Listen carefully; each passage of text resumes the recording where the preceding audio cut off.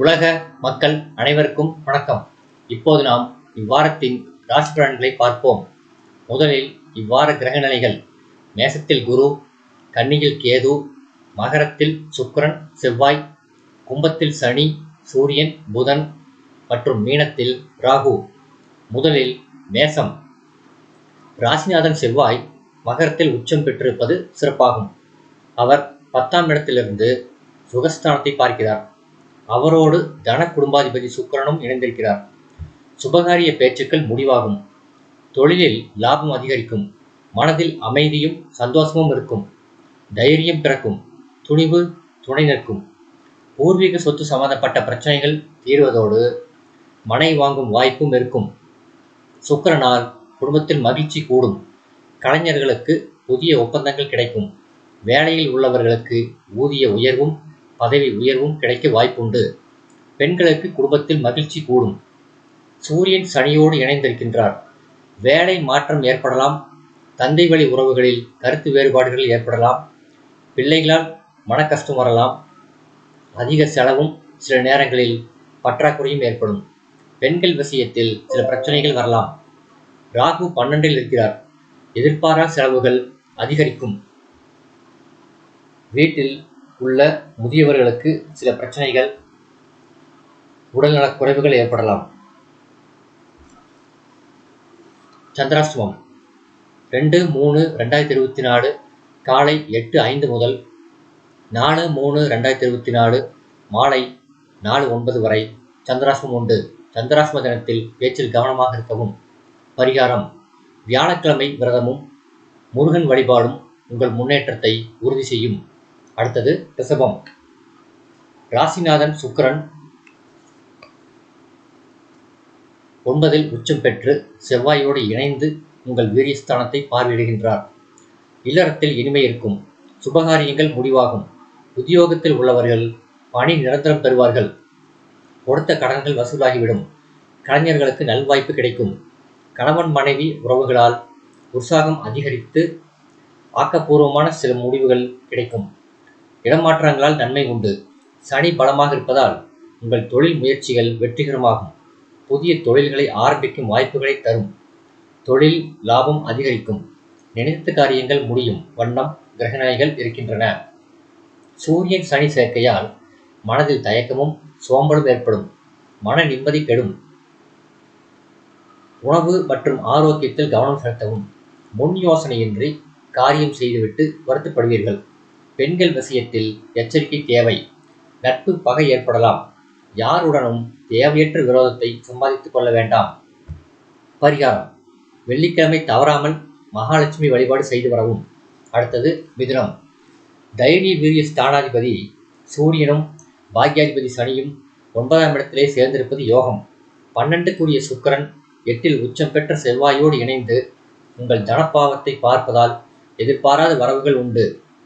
வேலை தொழிலில் உள்ளவர்களுக்கு பாராட்டும் கௌரவமும் அதிகரிக்கும். வியாபாரம் தொழில் நல்ல முறையில் நடைபெறும். இழந்து போன பல வாய்ப்புகளை திரும்ப கிடைக்கச் செய்யும். தடைபட்டிருந்த காரியங்கள் வேகம் எடுக்கும். பெண்களால் சில சாதகங்கள் உண்டு. சுபகாரியங்கள் நடைபெறும். ராகு வெளிநாடுகளில் வேலை வாய்ப்புகளை உருவாக்குவார். சுகஸ்தானத்தில் கேது இருக்கிறார். வண்டி வாகனங்களில் பயணம் செய்யும் போது கவனம் தேவை. வழக்குகள் மனசோர்வை தரும்.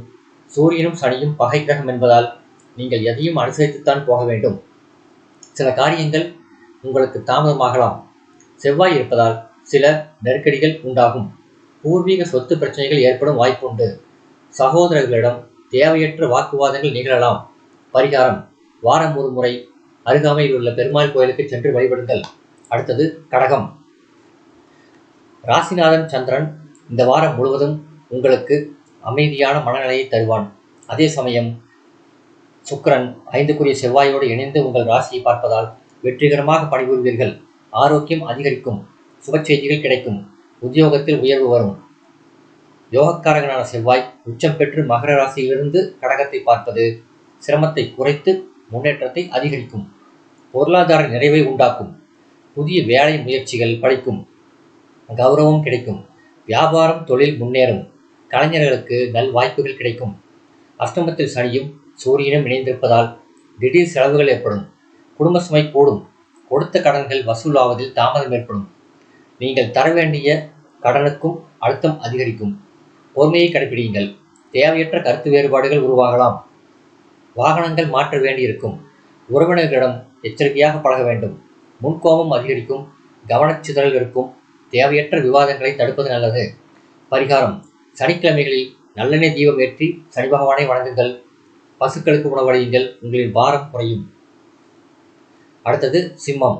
ராசிநாதன் சூரியன் 7ல் சனியோடு இணைந்திருக்கிறார். அவருடைய பார்வை உங்கள் ராசியின் மீது பட்டாலும் குருவின் பார்வையும் படுவதால் எந்த பிரச்சனையிலிருந்தும் மீண்டு வந்து விடுவீர்கள். சூரியன் சனியோடு 6ஆம் இடத்தில் இணைந்திருப்பது யோகமாகும். செவ்வாய் அமைப்பினால் பூமி வாங்கும் யோகம் உண்டு. வேலையில் முக்கிய பொறுப்புகள் கிடைக்கும். தொழில் அபிவிருத்தி அடையும்.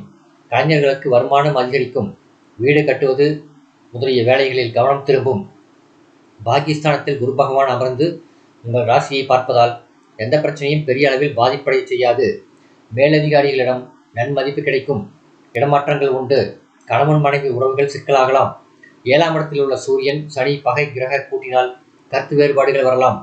உங்கள் மனதிலும் போராட்ட மனநிலை இருக்கும். எதையும் நிதானமாகவே அணுக வேண்டும். அவசரப்படக்கூடாது. தந்தை உடல்நிலையில் கவனம் தேவை. அதிக அலைச்சலும் வெளியூர் பயணங்களும் ஏற்படும்.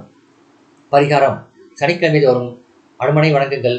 செவ்வாய்க்கிழமை வாராகியம்மனை வணங்குங்கள். அடுத்தது கன்னி. ராசிநாதன் புதன் சூரியனுடன் இணைந்து 6ஆம் இடத்தில் யோகத்தை ஏற்படுத்தினாலும் சனியும் இணைந்திருப்பதால் அது குறைவாகவே வேலை செய்யும். அதே நேரத்தில் 5ல் செவ்வாய் சுக்கிரன் இணைந்திருக்கிறார்கள். உங்கள் லாபஸ்தானத்தை பார்க்கிறார்கள்.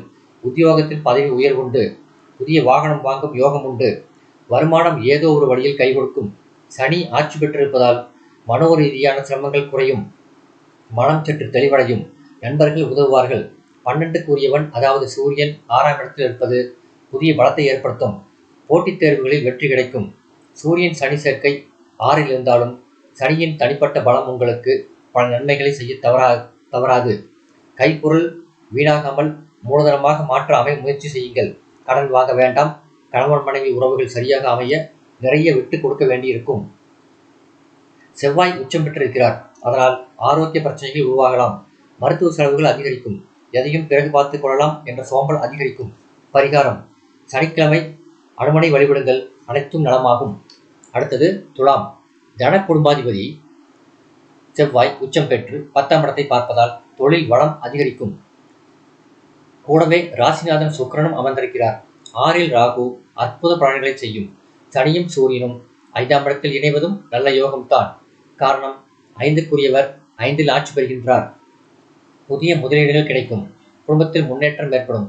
பொருளாதார வரவுகள் உயரும். கூடுதல் வருமானம் கிடைக்க வழி கிடைக்கும். அயல்நாட்டு நிறுவனங்களால் வேலைவாய்ப்பு உண்டு. புதிய சொத்துக்களை வாங்குவீர்கள். போட்டிகளில் எதிர்பார்த்த வெற்றிகள் பெறுவார்கள். கணவன் மனைவி அன்பு அதிகரிக்கும். அண்ணன் தம்பி பிரச்சனைகள் தலை தூக்கலாம்.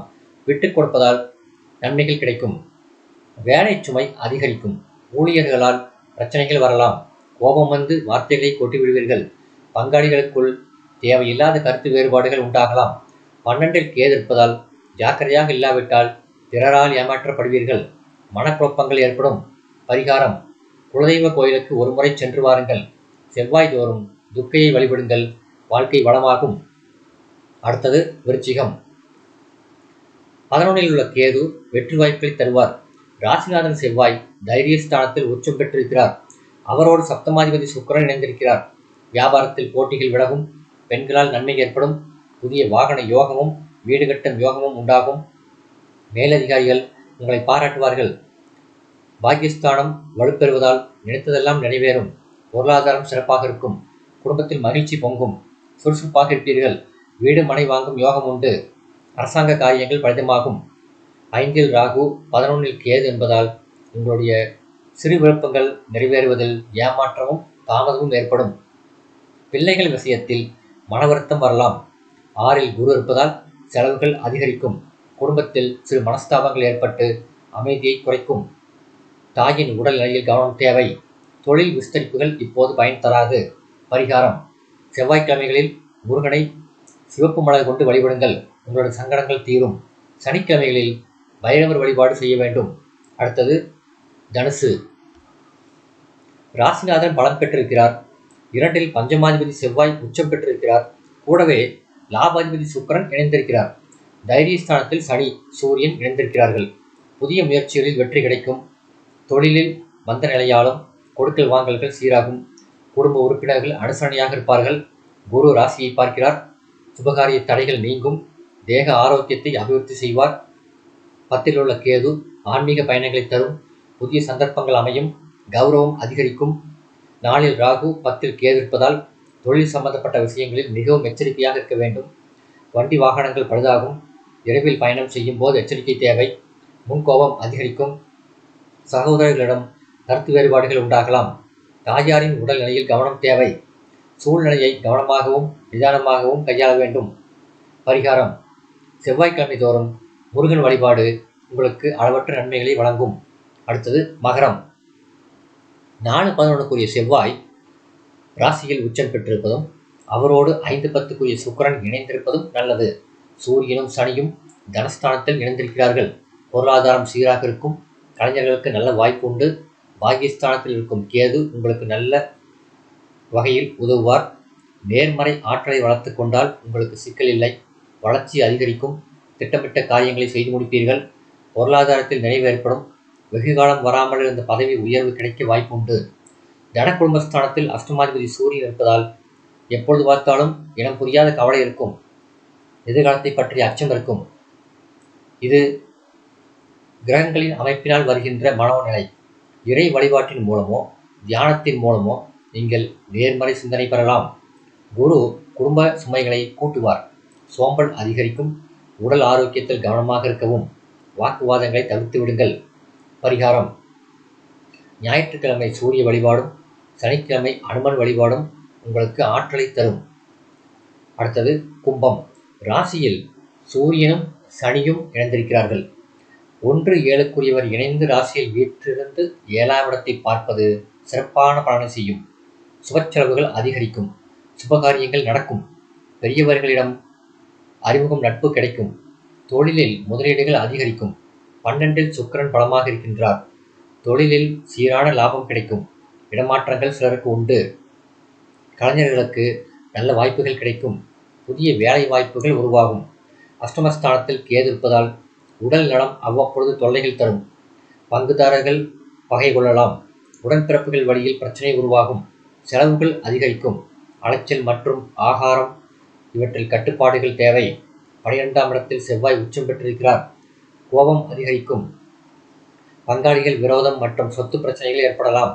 ஆடம்பர செலவுகளினால் பணம் விரயமாகும். சந்திராஷ்டமம் 26-2-2024 காலை 7:56 முதல் 28-2-2024 இரவு 8:45 வரை சந்திராஷ்டமம் உண்டு. சந்திராஷ்டமத்தன்று வாத பிரதிவாதங்களில் ஈடுபட வேண்டாம். பரிகாரம்: அருகே உள்ள நவகிரக சன்னதிக்கு சென்று தீபத்தில் சிறிது நல்லெண்ணெய் சேர்த்து 9 முறை வலம் வாருங்கள். நன்மை கிடைக்கும். அடுத்தது மீனம். குரு 10ஆம் இடத்தை பார்ப்பதால் தொழில் நன்றாகவே இருக்கும். லாபஸ்தானத்தில் தன குடும்பாதிபதி செவ்வாய் உச்சம் பெற்றிருப்பது உங்களுக்கு வருகின்ற பல்வேறு பிரச்சனைகளை போக்கும். சுக்கிரன் பலமாக இருப்பதால் கலைஞர்களுக்கு நல்ல வாய்ப்புகள் கிடைக்கும். குடும்பாதிபதி செவ்வாய் லாபஸ்தானத்தில் சுக்கிரனோடு இணைந்து உச்சம் பெற்று 5வது ராசியை பார்க்கிறார். சகோதரர்களால் நன்மை உண்டு. புதிய வாகன யோகம் உண்டாகும். அரசாங்க அனுகூலங்களும் உண்டு. 7.5 சனி நடைபெற்றுக் கொண்டிருக்கிறது. அதோடு ராசியில் ராகு இருக்கிறார். எண்ணங்கள் பெரிதாக இருந்தாலும் விளைவுகள் சொல்லிக் கொள்ளும்படியாக இருக்காது. கைக்கு கிடைத்தது வாய்க்கு கிடைக்கவில்லையே என்று நினைக்கும்படி சில நல்ல வாய்ப்புகள் தட்டி போகும். நீங்கள் விழிப்புடன் இருந்து அதனை பெற வேண்டும். கணவன் மனைவி கருத்து வேறுபாடுகள் ஏற்பட வாய்ப்பு அதிகம் உண்டு. தேவையில்லாத அலைச்சலும் மன உளைச்சலும் ஏற்படலாம்.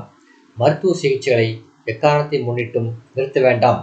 சந்திராஷ்டமம் 28-2-2024 இரவு 8:46 முதல் 2-3-2024 காலை 8:04 வரை சந்திராஷ்டமம் உண்டு. பரிகாரம்: வெள்ளிக்கிழமையும் ஞாயிற்றுக்கிழமையும் நாக பிரதிஷ்டை செய்யப்பட்டிருக்கும் இடத்தில் விளக்கேற்றுவது நன்மை பயக்கும். இந்த வீடியோ உங்களுக்கு பிடிச்சிருந்தால் லைக் பண்ணுங்க, ஷேர் பண்ணுங்க, சப்ஸ்கிரைப் பண்ணுங்க. நன்றி.